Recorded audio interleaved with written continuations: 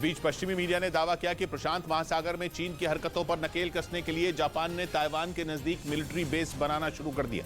माना जा रहा है कि समंदर में जापान की यह तैयारी पूरे एशिया पैसिफिक में खलबली मचा सकती है, क्योंकि पश्चिमी मीडिया का दावा है कि जापान उस योनागुनी द्वीप पर मिलिट्री बेस बना रहा है जिस पर चीन अपना दावा ठोकता है। इसकी बड़ी वजह यह है कि यह द्वीप ताइवान से महज 110 किलोमीटर की दूरी पर मौजूद है, जिस पर सालों से जापान का अधिकार है, जबकि चीन का कहना है कि जापान ने अवैध तरीके से द्वीप पर कब्जा कर रखा है। और इसी वजह से जापान को यह डर सता रहा है कि चीन कहीं उसका ये द्वीप हथिया न ले, जिसे देखते हुए जापान ने योनागुनी द्वीप पर मिलिट्री बेस बनाने का काम शुरू कर दिया। पश्चिमी मीडिया के मुताबिक जापान वहां जमीन से हवा में मार करने वाली घातक मिसाइलें भी तैनात करने वाला है, ताकि चीन को उसी की भाषा में जवाब दिया जा सके। जापान ये बात अच्छी तरह से जानता है कि ताइवान के बाद चीन से सबसे ज्यादा खतरा उसे ही है, और इसी वजह से जापान खुद को मजबूत करने में जुटा है, क्योंकि चीन की सेना कई बार ताइवान के साथ साथ जापान की सीमा में भी घुसपैठ कर चुकी है।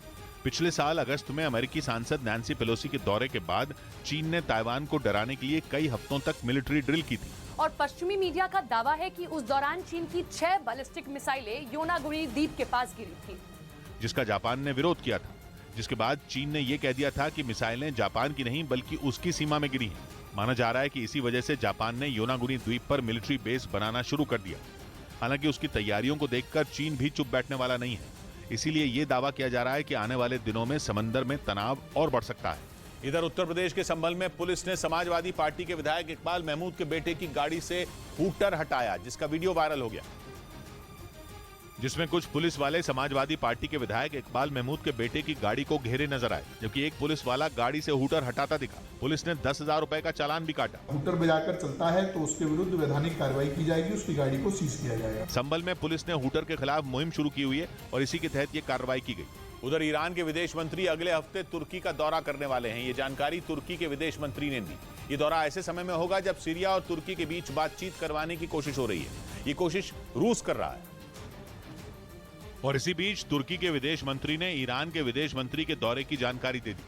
तुर्की के विदेश मंत्री ने बताया कि ईरान के विदेश मंत्री अगले हफ्ते तुर्की का दौरा करेंगे और आने वाले कुछ दिनों में ईरान के राष्ट्रपति भी तुर्की आ सकते हैं, जबकि रूस तुर्की और सीरिया के बीच बातचीत की कोशिशों में जुटा रहा, लेकिन बातचीत की कोई तारीख तय नहीं कर पाया। लेकिन इसी बीच ईरान के विदेश मंत्री के तुर्की दौरे की तारीख आ गई। सीरिया कई सालों से गृह युद्ध की आग में जल रहा है, जिसमें ईरान और रूस सीरिया की सरकार का साथ देते हैं और तुर्की सीरिया की सरकार के खिलाफ लड़ने वाले विद्रोहियों के साथ है।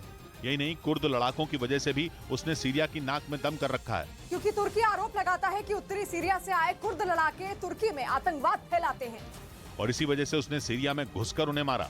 तुर्की का सीरिया में कुर्द लड़ाकों को मारने का ऑपरेशन जारी है। दूसरी तरफ सीरिया में गृह युद्ध भी चल रहा है, यानी सीरिया की एक तरफ कुआं है और दूसरी ओर खाई। रूस और ईरान उसे इसी मुसीबत से निकालना चाहते हैं और अस्ताना शांति समझौते के तहत सीरिया में शांति की कोशिश कर रहे हैं, क्योंकि ईरान, तुर्की और रूस ये तीनों देश इस समझौते का हिस्सा हैं और उन्हें सीरिया में कूटनीतिक तरीके से शांति स्थापित करने की कोशिश करनी है।